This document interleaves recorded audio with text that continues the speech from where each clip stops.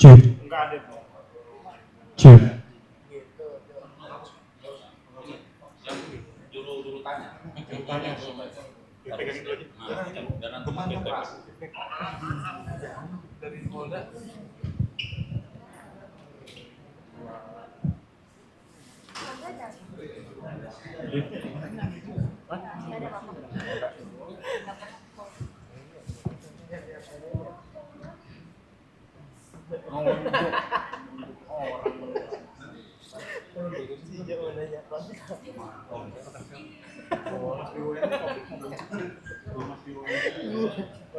Jadi gua.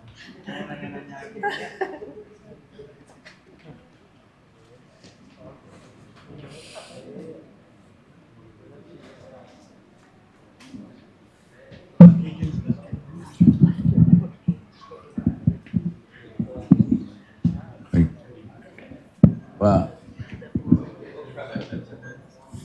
Ya, udah mulai. Baik, bismillahirrahmanirrahim. Assalamualaikum warahmatullahi wabarakatuh. Selamat pagi dan salam sejahtera semua. Yang kami hormati Pak Menteri BUMN, Pak Wamen, Pak Jampisus.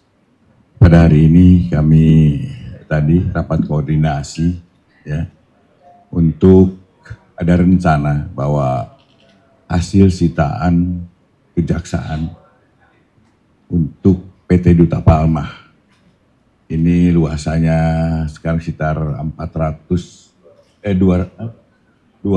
luasannya sekitar 200.000 hektar dan kami dari tim penyidik itu akan mengupayakan bahwa aset ini supaya bisa sementara untuk penitipannya kami akan serahkan ke Pak Menteri BUMN sehingga aset-aset ini tetap terjaga dan khususnya jangan sampai produknya itu menurun dan tentunya yang diharapkan nantinya tetap bisa menghasilkan keuntungan bagi pemerintah dan khususnya adalah pada masyarakat yang ada dan hidup mengantungkan kepada PT Duta Palma.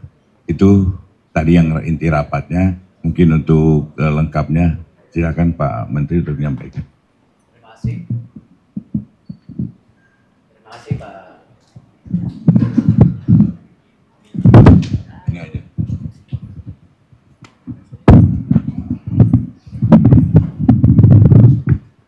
Terima kasih Pak Jaksa Agung, Pak Jampisus dan seluruh jajaran kejaksaan. Alhamdulillah kami memang dengan pihak kejaksaan terus bersinergi dan menjaga segala hal kebijakan yang memang selama ini sudah dijalankan secara baik. Contoh, kita diskusi dulu mengenai Garuda dulu, di mana beliau masuk, beliau membersihkan, tetapi visi kita sama, recovery asetnya setelah terjadi Garuda harus berjalan baik. Itu kuncinya. Nah, hari ini tentu berbeda dengan Garuda. Pak JA ingin berkolaborasi bersama kami supaya aset sitaan ini tidak terjadi penurunan. Sehingga sesuai dengan visi pemerintah dan Bapak Presiden bahwa tindak pidana korupsi harus ditegakkan, tetapi perlindungan daripada tentu aset yang baik, yang bermanfaat buat negara dan masyarakat juga terlindungi. Karena kita tahu di bawah komponen tentu apakah dulu Garuda kan ada juga para pekerja yang tidak mungkin kalau sampai Garuda ada apa-apa terjadi pengurangan PHK besar-besaran. Padahal Indonesia sendiri perlu pembukaan lapangan pekerjaan. Nah di sini sama perlindungan kepada para pekerja masyarakat sekitarnya untuk hal yang memang kebetulan sedang dilakukan oleh kejaksaan juga harus kita lindungi. Karena bagaimana masyarakat terus harus bisa menjadi bagian pertumbuhan ekonomi. Ya, kita tidak mau, selalu pesan Bapak Presiden, pertumbuhan ekonomi yang baik, tetapi tidak terjadi pemerataan ekonomi yang baik. Nah ini yang kita saling jaga. Itu yang mungkin saya bisa sampaikan, dua kasus yang berbeda tetapi intisarinya sama, bagaimana recovery aset dan keberlanjutan daripada perusahaan ini bisa berjalan baik buat bangsa dan masyarakat tentunya. Itu. Ya. Izin Pak, saya Jonathan dari Kumparan mau tanya, kenapa Kementerian BUMN yang dipilih untuk menitipkan lahan ini? Kemudian yang kedua dari Kementerian BUMN mungkin bisa dijelaskan sedikit nantinya lahan ini akan dimanfaatkan untuk apa? Itu aja, terima kasih.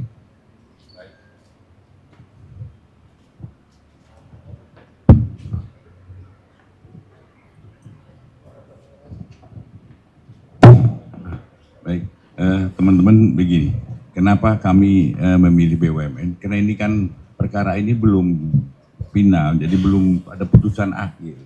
Dan sementara ini pengelolaannya kan masih oleh Duta Palma. Dan untuk kelangsungan, jangan terjadi apa-apa, mungkin pengurangan produk atau apapun terhadap barang bukti ini, kami titipkan. Kenapa BUMN? Karena yang bisa mengelola dan punya satu institusi yang bisa mengelola adalah di BUMN, bisa mungkin nanti ke PTP atau apapun, itu yang akan dilakukan oleh BUMN.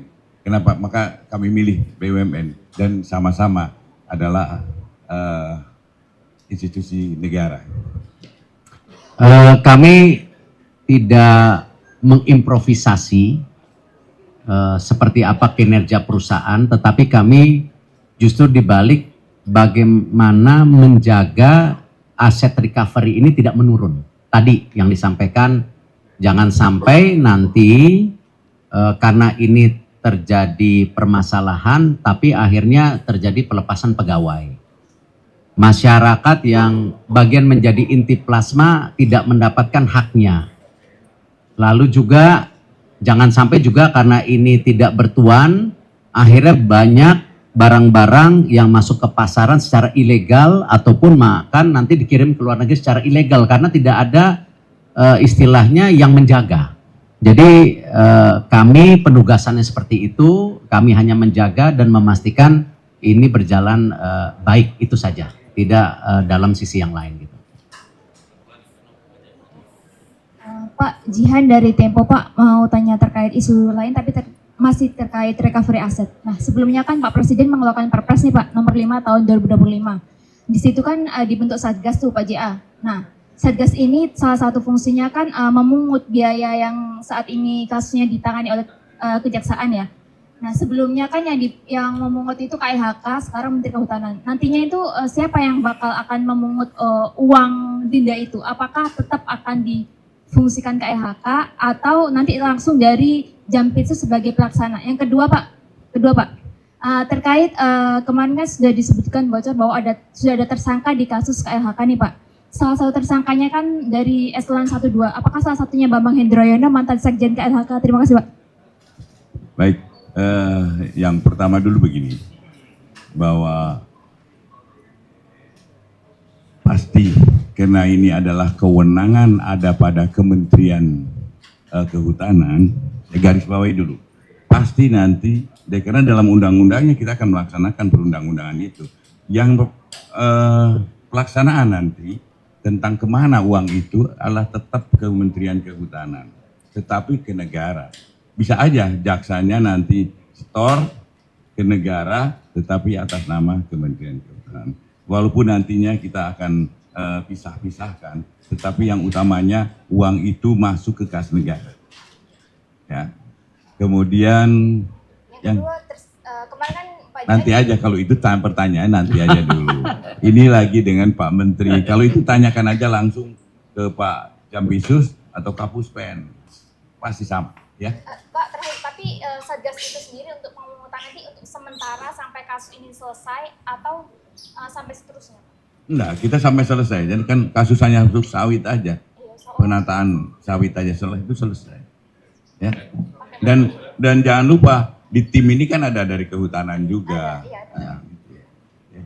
Masih? Pak izin, ada desakan dari sejumlah masyarakat terkait pembatalan revisi undang-undang kejaksaan. Bagaimana tanggapan dari kejaksaan? Nanti aja itu ya. Pak terkait itu aja Pak.